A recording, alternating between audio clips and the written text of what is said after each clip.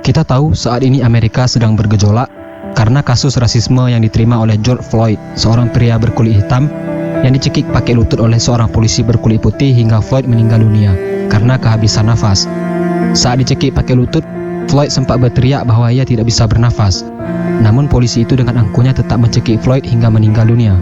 Tentu saja ini membuat rakyat Amerika menjadi marah. Akhirnya terjadi demo besar-besaran, protes hampir di seluruh negara bagian. Bahkan tokoh-tokoh dunia juga angkat bicara.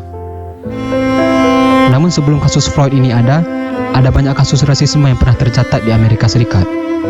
Permasalahan rasisme ini seperti tidak ada habisnya, bahkan seperti tidak bisa diatasi oleh Amerika Serikat. Padahal sudah sejak 1400 tahun yang lalu, Nabi Muhammad SAW mengajarkan untuk tidak rasis. Islam mengajarkan bahwa kita semua itu sama, yang berbeda itu cuma takwa doang. Bahkan sebuah hadis Rasulullah SAW pernah bersabda, "Sesungguhnya Allah tidak melihat rupa wajah kalian dan harta kalian, melainkan melihat hati dan amal kalian." Hadis riwayat Imam Muslim. Tentu saja makna hadis ini sangat mendalam. Nabi Muhammad SAW mengajarkan kita bahwa Allah saja tidak melihat rupa dan harta kita. Allah hanya melihat hati dan amal kita. Tentu saja kita harus mencontoh apa yang dikatakan oleh Rasulullah SAW ini. Jangan memandang seseorang dari rupa dan wajah juga harta, tapi lihatlah isi hatinya. Bukti nyata Rasulullah SAW menghapus rasisme adalah menjadikan Bilal bin Rabah sebagai sahabat dekatnya. Kita semua tahu bahwa Bilal bin Rabah adalah seorang muslim berkulit hitam, tetapi Nabi Muhammad SAW memberikan Bilal bin Rabah jabatan sebagai muazzin atau tukang azan kaum muslimin pada waktu itu. Waktu itu orang-orang kafir Quraisy menganggap Nabi Muhammad SAW itu terhina karena mau bersahabat dengan orang kulit hitam dan mantan budak. Karena zaman dulu duduk makan bersama dengan mantan budak adalah hal yang memalukan. Tetapi Nabi Muhammad SAW makan dan duduk bersama Bilal bin Rabah, tidak ada perasaan rasis di dalam hati Nabi Muhammad SAW.